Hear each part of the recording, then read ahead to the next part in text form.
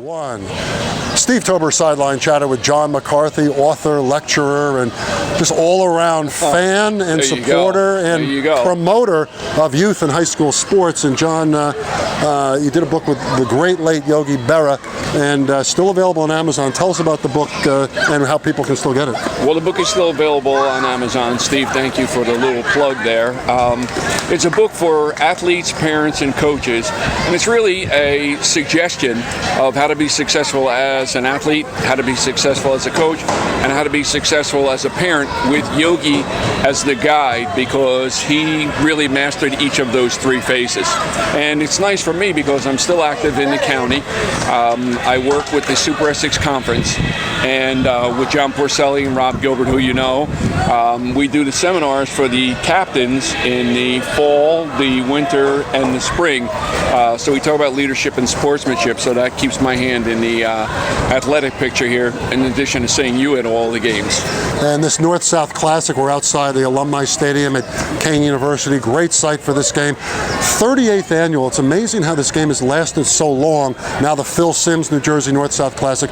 People like Ken Trimmer, tireless workers, and this great coaches association. Well, you know what? I'm not surprised that anything that Ken Trimmer is involved with that works very well. I had the good fortune to meet with Phil SIMMS last year, and he's really behind the game. I just watched him inside, and he's interacting with everybody. There's nothing forced. He's not here for a cameo. He's really involved, and I think it was a smart idea for Ken to get Phil, involved in it. He is a Jersey guy, and you're promoting Jersey football, so I think it was a smart move. But you're right. Ken has been a tireless worker for not just this game, but he's also been a mentor to a number of coaches in Essex County. He's one of a kind, and supposedly he's still staying with it, so you know there's no end in sight for Ken Trimmer. I don't know if he'll ever retire. I think he's in around his 54th year of football. Many years as an assistant for Andy Durborough, and now the head coach, going on 3 decades for the Caldwell Chiefs, who have lights and field turf. Pretty soon there won't be any daylight football left in New Jersey, but well, that's another story. Well, you know, that's what adds to the level of excitement. I think it frees up people to watch college games on Saturday. You mentioned Kane offering this.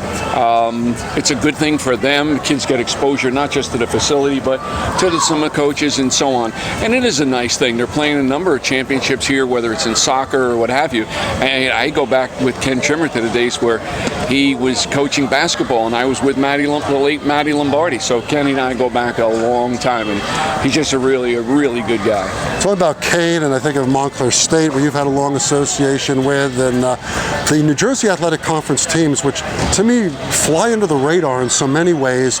Part of it's the death of print journalism in New Jersey to a great extent, but other factors. People overlook what a great conference that has been through these years. It's just amazing. I think that Mike Carter from Bloomfield has what he calls a reality check day, where he brings his kids from Bloomfield up to watch Montclair play, and just so they can see the speed that's involved, the level of hitting, and so on. And I think you hit it. I think the absence of print journalism has really hurt the NJAC. Well, I remember when you were covering it and Barmakian was covering it. Right now, the results from New Jersey College in basketball is one of the best conferences in the country, and the same with baseball. They're not even in the newspaper. If you want it, you have to go on the individual website of each college to get the information. And I understand the change in technology, and I'm old school, but I think that the NJAC has, and New Jersey football entirely, has suffered because of that kind of movement. But a game like this, the Phil SIMMS Classic, great certainly for Kane University, for exposure for them, and saw some of the coaches around too tonight, saw the Kane football staff. Dan Garrett is a Montclair guy. Gary Andrzejewski, who works on his line, played at Montclair State, and Dr. Gilbert and I have been over here, and we've done seminars with the coaches. They're good guys, and Kane is getting better. They're under really good leadership with Danny. You know, I actually, last year, is a funny story. They didn't have somebody to keep the sidelines, the markers, and at the last minute, I volunteered to do it, and I watched them on the sidelines. He's amazing. Low-key guy, just takes everything in stride. I know his players really care about him. So I'm happy for him as a Montclair alum, but I don't like having to go against him every year because he's done a really good job. I'll tell you a subject as we move into the fall season in a couple of months really now. I was talking with Barry Costabos from the executive committee at North-South. He's a big proponent of multi-sport athletes, and I think the NFL draft, over 90% of the first rounders were multi-sport athletes in high school. And what's being lost today with kids just not doing that as much, obviously with basketball, one of the chief culprits, boys basketball, with playing year-round with AAU, but it's not just them, it's other sports as well. Soccer, which is trying to even advise kids not to play any high school soccer anymore, just play club. I mean, it's such an epidemic. Well, I think there's a couple of reasons for that, but one of them, and we have to give parents a little slack here. You know, I did a number of talks for parents, and sometimes we're a little bit hard on them. I don't know anything, Steve, that has risen as exponentially as the price of college. You're talking about schools that were in the 20s that are now in the high 50s or $60,000 a year. Where do you get that kind of money if you have more than one child? So if some AAU coach comes along and expresses an interest, and some of them are, you know, carpetbaggers, some of them are legitimate, but say, you know, I can help you get your kid a scholarship and so on, of course they're going to believe that. If you have three kids that you have to send to college, even if they went to Drew, and I don't mean that as a knock, it's a great school, $45,000. So 3 kids at $45,000 a year, or even 1 kid over 4 years. That's a lot of money. So the idea of specializing in something with the hope that you could possibly get a scholarship, what people don't realize is the chances of getting them are really very small. Just one quick statistic. Last year, 1 million kids played high school football through the United States. 6% got scholarships, and that's Division II and Division I, and as most people know, there's no Division III scholarship.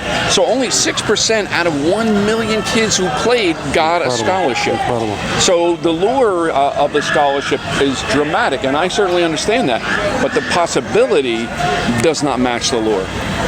Well, it's one of those things you hope, and it seems like, I don't want to say the girls tend to look. I was talking to Barry, whose son coaches at Summit, a school like Summit where the girls play soccer, basketball, lacrosse, or some combination. It seems to be more prevalent, maybe for the female athletes. Montclair, for instance, a lot of the girls play field hockey and whatever in the winter, lacrosse in the spring, or softball. I mean, I know there's been one of the things, one of the gripes has been that not enough Montclair football players are playing spring sports or winter sports, if that's happening. I know John likes to see his kids do other sports. Just in defense of them, a number of them are on the basketball team, and quite a few of them run track. Now, I know that he encourages them to participate. Again, you know, sometimes people think that there's always the coach pushing a kid for a specialization. More often than not, it's the parent. The parents, yeah. And there's a lot of kids that used to go right from football to wrestling, but they found that wrestling is really a lot of work. And sometimes they'll say, well, I'm going to concentrate on football.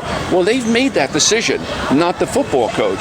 But you were right on target when you talked before. Most of the college coaches that I deal with say that they would prefer to have a multi-sport athlete because that kid has learned how to compete and also has learned from different voices, different coaches.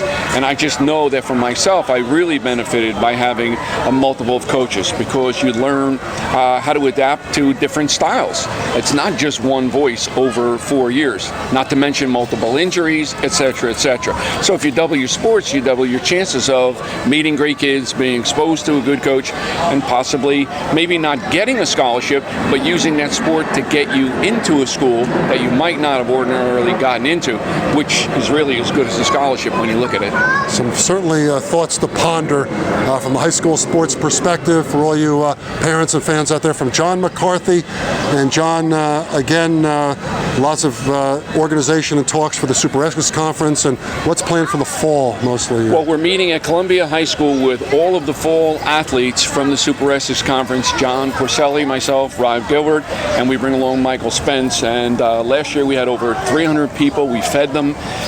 Then we met them in the auditorium, and it was really a nice turnout. The kids were very, very receptive, and I think it's a great thing for the Super Essex Conference. I really don't understand why all conferences aren't involved in it, but they have taken the leadership here, and we're really happy to be associated with them and do it 3 times a year.